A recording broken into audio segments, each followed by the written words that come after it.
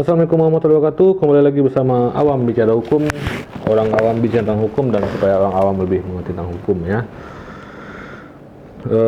Kawan-kawan semua, apakah sudah dapat SMS dari Kominfo? Ya, coba cek handphone teman-teman semua. Saya kasih waktu 2 menit.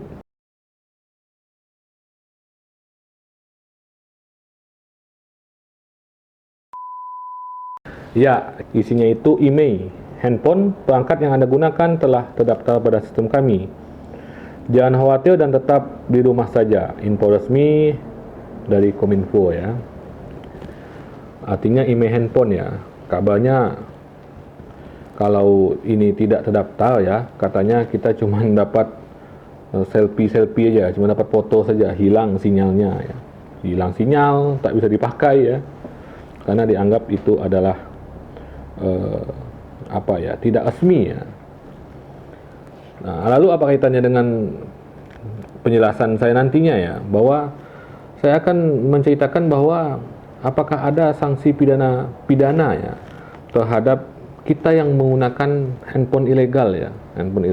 Tentu sepanjang kita tahu bahwa ketika tidak punya email maka itu dianggap ilegal ya, tidak terdaftar emailnya itu dianggap ilegal ya, Lalu apakah ada pidana terhadap kita yang membeli handphone ilegal tersebut ya? Ada yang ngomong handphone ilegal ini black market ya.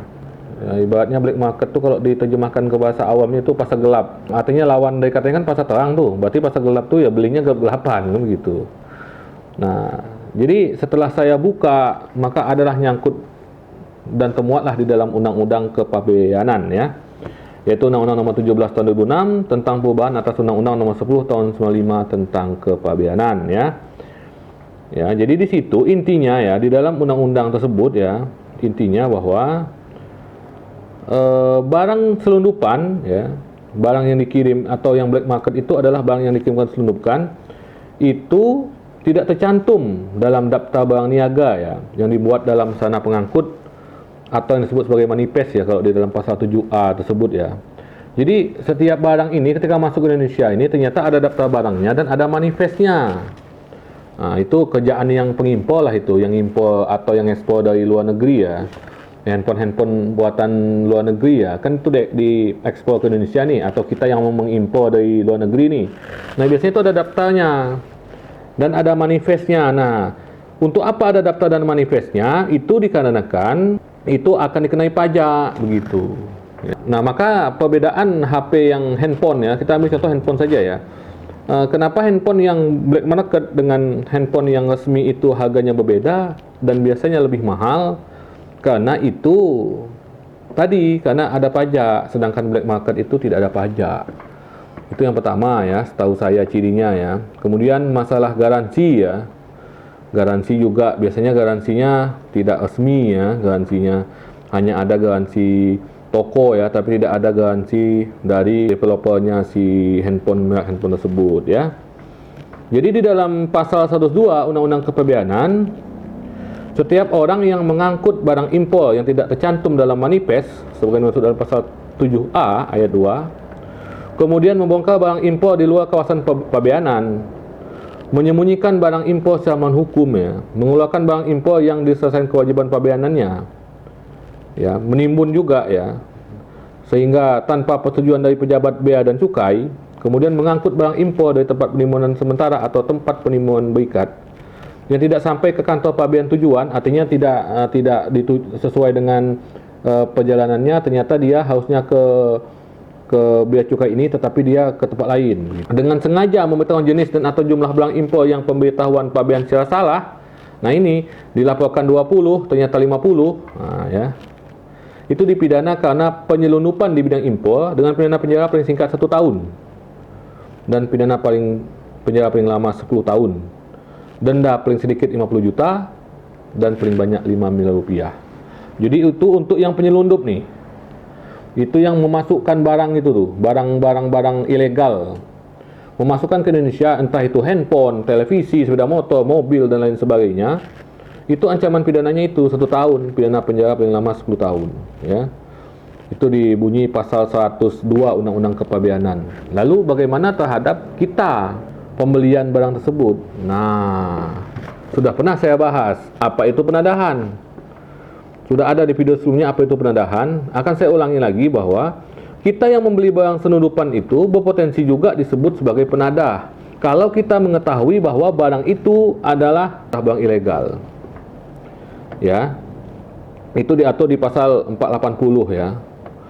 Karena sebagai sekongkol, barang siapa yang membeli, menyewa, menukar, menerima gadai, atau sebagai hadiah, menerima sebagai hadiah, atau karena hendak mendapatkan untung, menjual, menukarkan, menggadaikan, membawa, menyimpan, atau menyembunyikan suatu barang yang diketahuinya atau yang patut disangkanya diperoleh karena kejahatan. Ya. Maka kita sebagai pembeli barang itu bisa juga kita itu dikatakan penadahan karena mengapa? Dengan catatan kita mengetahui bahwa barang itu gelap, barang itu hasil selundupan, apalagi penjualnya memberitahukan kepada kita bahwa ini black market. Kan sudah saya bilang dalam video sebelumnya, salah satu penadahan barang itu adalah hasil dari kejahatan. Misalnya kita membeli sepeda motor ya. Sepeda motor itu harga pasarannya misalnya motor King misalnya 15 juta misalnya. Tiba-tiba ada yang jual cuma 1 juta atau 2 juta. Kita kan harus curiga tuh. Nah, di situ. Tetapi kalau kita tidak tahu, tidak diberitahukan sama penjualnya bahwa penjualnya ngomong ini adalah asli, ini bukan barang black market. Nah, kita bisa melaporkan yang penjual itu kepada pihak polisi. Dengan apa? Dengan penipuan. Bahwa bisa saja penjual itu menipu kita karena kita terbujuk rayu, dia melakukan serangkaian tipu muslihat sehingga kita termakan bujuk rayu dia, ternyata barang ini bukan barang apa. Nah, bisa kita melaporkan dia dengan bahwa dia itu melakukan penipuan kepada kita si penjual itu gitu ya. Jadi harus hati-hati dalam membeli barang selundupan, karena kalau kita mengetahui itu barang selundupan ya, maka kita bisa dikenakan penadahan ya, bisa diduga melakukan tindak pidana penadahan. Meskipun saya bilang bahwa untuk mengatakan seseorang itu bersalah atau tidak itu tergantung pada putusan hakim ya. Cuman kalau melihat konstruksinya maka seperti itu. Artinya kita diharuskan waspada, apalagi sudah ada peringatan pemerintah ya bahwa itu diblokir. Salah satunya adalah motif ekonomi ya. Kenapa pemerintah melakukan itu? Karena banyaknya barang yang tidak masuk pajak, tentu pemasukan negara berkurang, ya seperti itu.